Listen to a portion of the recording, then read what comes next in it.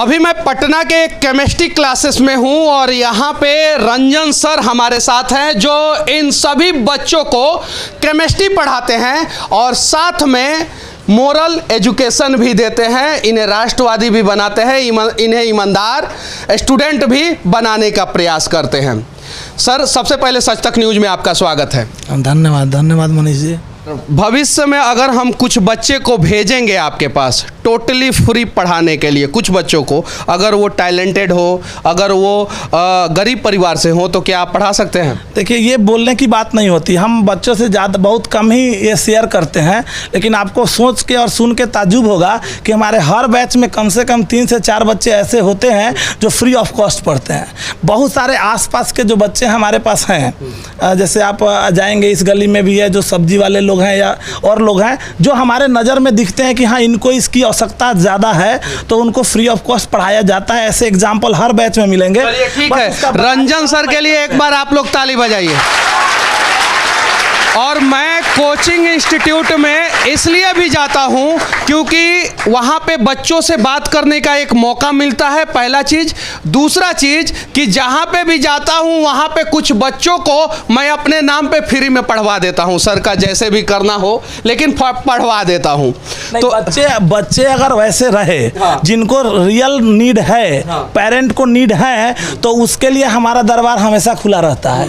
वैसे बच्चों के लिए बोलने की आवश्यकता नहीं है, वो आएंगे मेरे पास, किसी डोनेशन किसी चीज़ की आवश्यकता नहीं है। एक गार्जियन थे मधुबनी के, हाँ, ये 2015-16 की घटना मैं आपको बता रहा हूँ।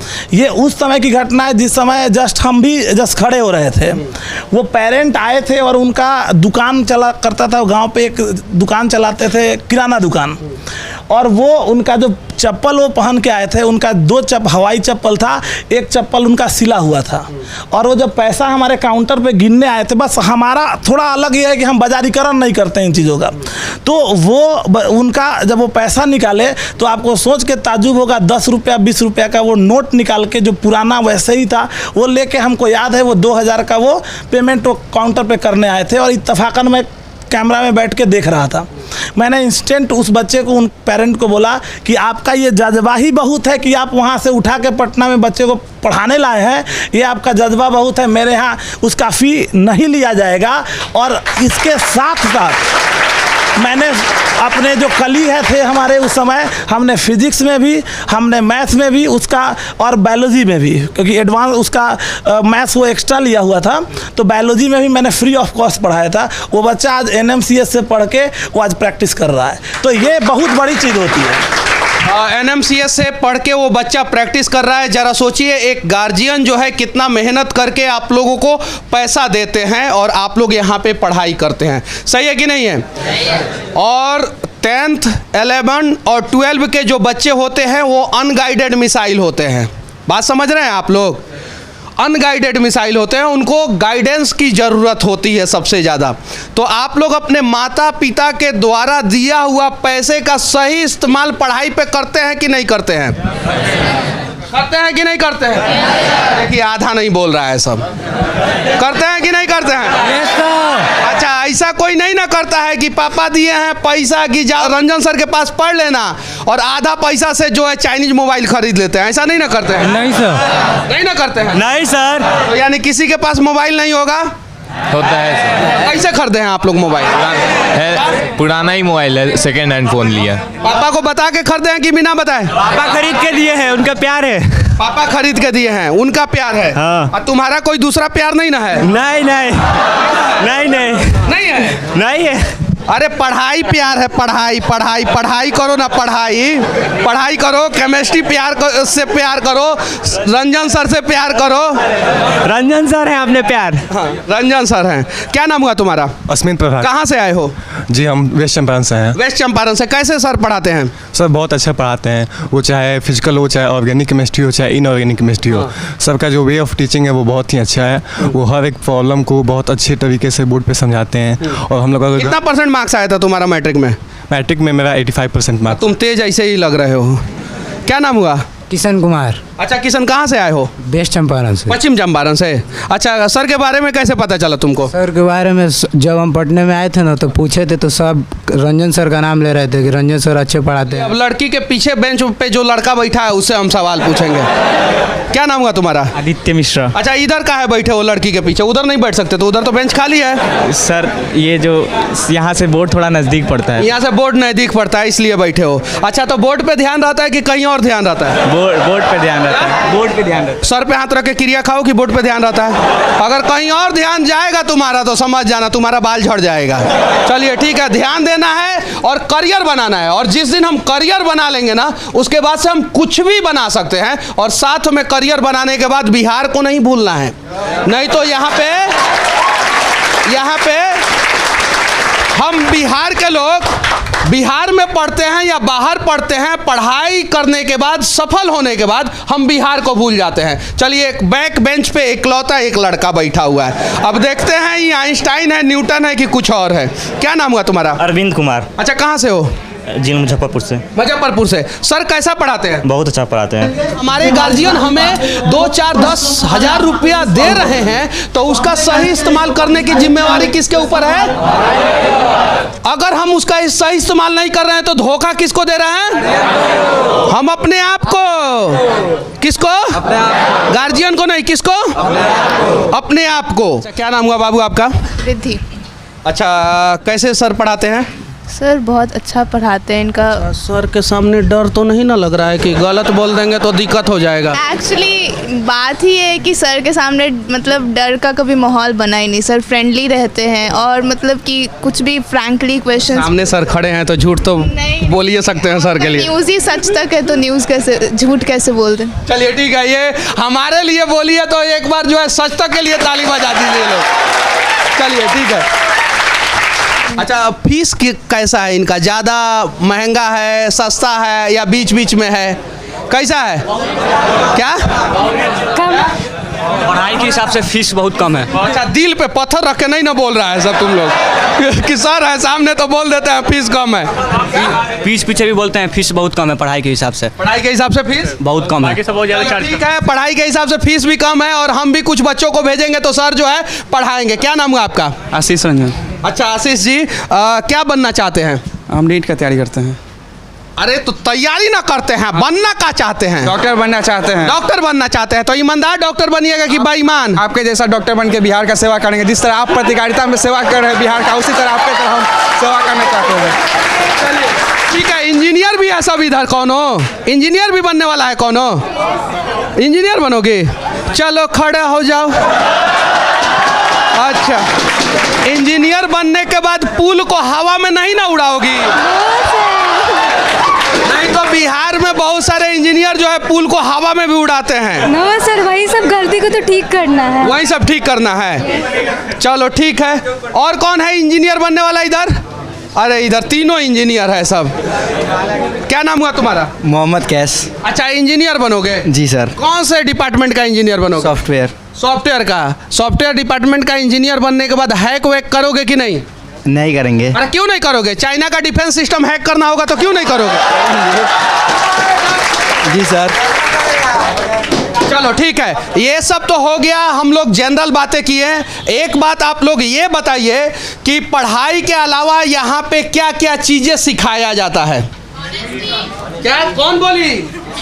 ई बोली है। देखिए चलो ठीक है, क्या सिखाया जाता है? ऑनेस्टी। ऑनेस्टी। और घर से क्या सीख के आई हो तुम? मेकअप करना है या नहीं करना है?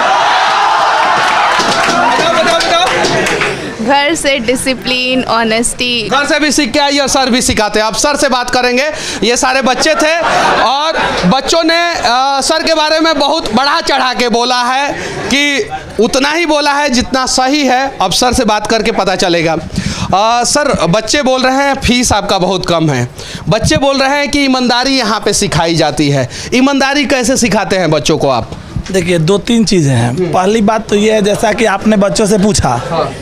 आप बच्चों से पूछते हैं कि डॉक्टर बनोगे या इंजीनियर बनोगे या जो भी बनोगे। हम इनको यही बात बोलते हैं, अगर बच्चों से हमारे पीछे में भी जाके पूछिएगा तो मैं इनको यही बोलता हूँ कि कोई ज़रूरी नहीं है कि आप अच्छा क्वालिफाई हर जगह पे आप सक्सेसफुल ही रहे जो सोचते हैं। आप एक अच्छा इंसान अगर बन लेंगे और साथ में जो पढ़ रहे हैं उस कंटेंट को सही से अगर पिरो के आप रखते हैं तो आप अपने ज़िंदगी में एक सक्सेसफुल इंसान ज़रूर बनेंगे। और अगर वो बन गए, अगर ईमानदार आप लोग बन गए तो सक्सेसफुल इंसान 100% बनेंगे, चाहे वो टॉपर हो या बैक बेंचर हो। सही है कि नहीं है?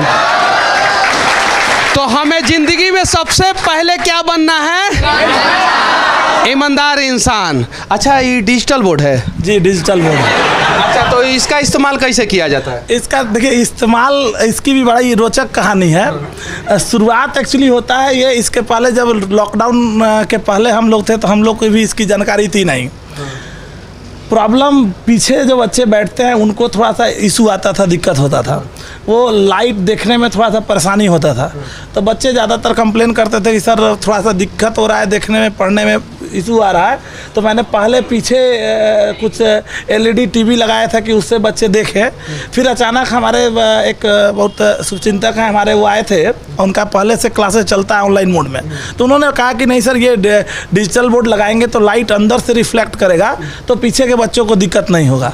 मतलब इसका नटसेल यही है कि हम आगे के नहीं बैक वेंचर का भी ख्याल रखते हैं।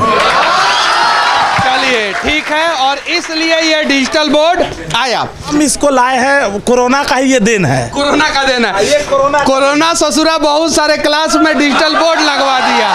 अच्छा ये बताइए, जब केमिस्ट्री का फॉर्मूला इस पे लिखते हैं तो रिएक्शन नहीं करता है डिजिटल बोर्ड से वो फॉर्मूला? अभी तक तो बचा हुआ है, अभी तक कोई खास उस तरह का प्रॉब्लम नहीं हुआ है। अभी तक किसी डिजिटल बोर्ड में प्रॉब्लम नहीं आया है, ये बात सत्य है। इससे बहुत सारी चीज़ें अच्छी भी हुई हैं। इससे अच्छी चीज़ें ये हुई हैं कि पहला बात, क्लासेस जब हम कर रहे होंगे तो बहुत सारे क्वेश्चंस होते हैं या बहुत सारे थ्योरेटिकल एस्पेक्ट्स होते हैं जिनको डायग्रामेटिकली समझाना है, तो बहुत हद तक वो आसान हो गया है बच्चों के लिए। एक दिन में कितना घंटा पढ़ा देते हैं? घंटा का क्या है, हम तो अगर बच्चे हमारे पास रहे तो 24 घंटा हम पढ़ाते रहे बच्चों को। पढ़ाते कितना घंटा है लगभग? तो समाज सेवा है, समाज सेवा कर रहे हैं। अच्छा, नए बच्चे आपके पास क्यों आएंगे, दूसरे टीचर के पास क्यों नहीं जाएंगे? देखिए ये भी बड़ा इम्पोर्टेंट चीज़ है। आप जब थोड़ा सा फ्लैशबैक में जाएंगे, आप अपने प्रिपरेशन के समय को याद कीजिए। हम अपने प्रिपरेशन के समय को याद करते हैं। वो ज़माना ऐसा था कि उस समय ज़्यादातर टीचर्स 2 से 3 चैप्टर पढ़ाते पढ़ाते सिलेबस को खींच के इतना लंबा कर देते थे कि लास्ट मोमेंट में बच्चे का सिलेबस ही ख़त्म नहीं होता है। 2011 में जब हम इंडिविजुअल सेटअप में आए तो हम लोग कुछ चुनिंदे टीचर में से थे जिन्होंने मार्केट को ये सिखाया कि सिलेबस कैसे ख़त्म किया जाता है। ये बड़ा इम्पोर्टेंट चीज़ है, पहली बात। दूसरी बात, जैसा कि आप भी बहुत दिन से देख रहे होंगे और सब बच्चे जानते हैं, यहाँ 100 स्टूडेंट अगर किसी टीचर के पास हो गया तो वो बच्चा को डाउट बताना तो दूर, वो अपने आसपास नहीं फटकने देता है। इकलौते टीचर हम होंगे जो मतलब हम कह सकते हैं, और इस कहने में हमको गर्व महसूस होता है कि हमारा एक भी बच्चा कभी भी हमारे चैम्बर में अगर क्वेश्चन पूछना आया हो, मैं खाते भी रहता हूं तो भी मैं बच्चों को डाउट बताता हूं। तो ये बहुत बड़ी चीज़ है। अच्छा ये बात सही है क्या? अच्छा बाद में नहीं ना बोलोगे कि एक और चीज़ है, इस देश के सभी शिक्षकों से मैं नम्र निवेदन करना चाहता हूं कि आप अपने क्लास में बच्चों को पढ़ाएं, लेकिन साथ में नैतिक शिक्षा, राष्ट्रवाद की शिक्षा, देश का सेवा कैसे किया जाए, राज्य का सेवा कैसे किया जाए, समाज का सेवा कैसे किया जाए, इसके बारे में भी हर हफ्ते कम से कम 1 घंटा जरूर पढ़ाएं। नहीं तो हमारे बच्चे टॉप कर जाते हैं, जैसे पूजा सिंघल IAS अधिकारी टॉप कर गई और उसके बाद टॉप करने के बाद मलाई खाने के चक्कर में अभी जेल में पहुंच गई। तो ऐसा भी नहीं होना चाहिए, क्योंकि टॉपर तो कोई भी बना देगा, लेकिन नैतिक शिक्षा की जानकारी जो है सब लोग नहीं देते हैं। तो सभी लोगों को नैतिक शिक्षा की जानकारी दी जानी चाहिए। सही है कि नहीं है? यस कि नहीं? यस। अच्छा अब बता दो तुम लोग, इसमें से कौन कौन ब्रांड बिहार बनेगा बताओ। अभी देखिए कुछ लोगों का हाथ अभी नहीं उठ रहा है, देखिए इधर इधर नहीं उठा है, इसका ये बच्चिया का नहीं उठा, देखिए बड़ी मुश्किल से उठ रहा है। बस मनीष भाई और जल्द जबरदस्ती उठवा दिया। घुमाइए तो थोड़ा पीछे, देखिए सब बनेंगे ना ब्रांड बिहार, सब बनेंगे ना। अच्छा, नौकरी करने के बाद तुम लोग टैक्स का चोरी नहीं ना करोगे, नहीं करोगे ना। नौकरी करने के बाद तुम लोग ईमानदारी से काम करोगे ना। जितना डॉक्टर बन रहा है सही से लीवर किडनी का इलाज करेगा ना, ज्यादा फीस नहीं ना लेगा। केमिस्ट्री सिंगल सब्जेक्ट पढ़ाने वाले शिक्षक ने लाइब्रेरी का शुरुआत क्यों की? जी, एक्चुअली शुरुआती दौर में मुझे ऐसा लगा कि बहुत सारे बच्चे ऐसे हैं जो गरीब बच्चे हैं जो बाहर से आते हैं और वो उनके पास घर हॉस्टल में भी बहुत छोटा जगह होता है उनको पढ़ने के लिए, तो गरीब बच्चे हैं वो उसको कैसे पढ़ पाएँ उसके लिए हमने ये शुरुआत किया था। शुरुआती दौर में 10-15 बच्चों का हमने फ्री ऑफ कॉस्ट एक सिस्टम मैंने डेवलप किया था, लेकिन धीरे धीरे जैसे ही बच्चे बढ़ते गए बच्चों का एक ये आता गया और हर सब्जेक्ट के बच्चे, केवल केमिस्ट्री पढ़ने से तो उनका कुछ हो नहीं सकता था, तो एक ही ऑप्शन था कि सारे सब्जेक्ट, हर तरह के सब्जेक्ट्स उनको के बच्चे भी आके हमारे यहाँ इवन कम्पिटिटिव दूसरे भी कम्पिटिटिव एग्जामिनेशंस के जनरल या IAS IPS से भी रिलेटेड जो बच्चे हैं वो बच्चे भी हमारे इस प्लेटफॉर्म पे आके तो कितने बच्चे यहाँ पे पढ़ पाते हैं? लगभग हमारे अभी के डेट में हमारा जो लाइब्रेरी का एकोमोडेशन है वो 150 स्टूडेंट्स का है। मतलब कि इंडिविजुअल 150 स्टूडेंट जो है हर केबिन में बैठ के पढ़ सकते हैं? जी, पढ़ सकते हैं, पढ़ सकते हैं। 150 बच्चे। और हाँ, इसके बावजूद भी सारी सुविधाएं यहाँ पे दी गई हैं। बच्चे वहाँ पे बैठ के अपना वो वाईफाई का भी सुविधा है, बुक्स की अवेलेबिलिटी है, बच्चे अपने बुक को ला के यहाँ पे आसानी से रख सकते हैं, रखते हैं और वो पढ़ते हैं। हर कोई एक क्या नाम हुआ बाबू आपका? सर आशिता। अच्छा, ये आपका केबिन है? यस पूरे दुनिया का नक्शा यहाँ पे आपने उतार दिया है, सही है ना? Yes sir. क्या चीज़ की तैयारी कर रही हैं आप? UPSC। अरे आप बहुत जल्द बन जाइएगा, क्योंकि देखिए तैयारी करने का तरीका इनका देखिए कितना सॉलिड है। और ऐसे ही सभी बच्चे जो है। अच्छा, क्या चीज़ का तैयारी कर रहे हैं आप? यूपीएससी का। ये देखिए इन्होंने पूरा जो है इम्पोर्टेंट पॉइंट को जो है इम्पोर्टेंट बना दिया है। चलिए ठीक है, और भी केबिन है क्या बच्चों का? हाँ, ऐसे बहुत सारे केबिन्स हैं जहाँ पे बच्चे अपना काम करते हैं और पढ़ रहे होते हैं। अभी ये यहाँ पे मतलब हर सब्जेक्ट के हर तरह के बच्चे हैं। जैसे देखिए यहाँ पे आप देख रहे हैं ये बच्चे अपना काम कर रहे हैं। हाँ, क्या नाम हुआ आपका? सर रोहन जायसवाल। अच्छा, क्या चीज़ की तैयारी कर रहे हैं? IIT JEE। IIT JEE का। और ये केबिन आपका है? हाँ जी सर। चलिए ठीक है, आप ज़रूर IITian बनिएगा, क्योंकि देखिए इनका मेहनत करने का तरीका देखिए कितना सिस्टमेटिक ढंग से है। और इस प्रकार का व्यवस्था जो है हर एक शिक्षक को करना चाहिए, क्योंकि कोई भी शिक्षक बच्चे को जो है सिर्फ पढ़ा के सफल नहीं बना सकता है। पढ़ने के तरीके को तथा सेल्फ स्टडी जब तक बच्चों के अंदर डेवलप नहीं होगा, क्योंकि पटना में इस प्रकार का लाइब्रेरी जो है ना बहुत कम है और इंडिविजुअल शिक्षक के पास तो है ही नहीं। लाइब्रेरी जब और भी बनेगा तो शायद से जो है और भी बच्चों को एक जगह मिलेगा जहाँ पे शांति से वो पढ़ सके। हम लोग प्रयास कर रहे हैं इस पे, और भी बहुत जल्द हम लोग और इसका एक्सटेंशन करेंगे। जो बच्चों का यहाँ मतलब पढ़ने का जो तरीका रहा है, जो काम कर रहे हैं वो काबिल तारीफ है और आशा करते हैं कि इसको और बहुत जल्द हम लोग एक्सपेंड करेंगे। बाकी हमारा ये प्रयास कैसा लगा? कैसा लगा? कैसा लगा? बहुत अच्छा। चलिए ठीक है, बस आखिरी में एक ही शब्द कहूँगा इन बच्चों के साथ, इन राष्ट्रवादी बच्चों के साथ और एक भारत का भविष्य बनाने वाले शिक्षक के साथ। जय हिंद।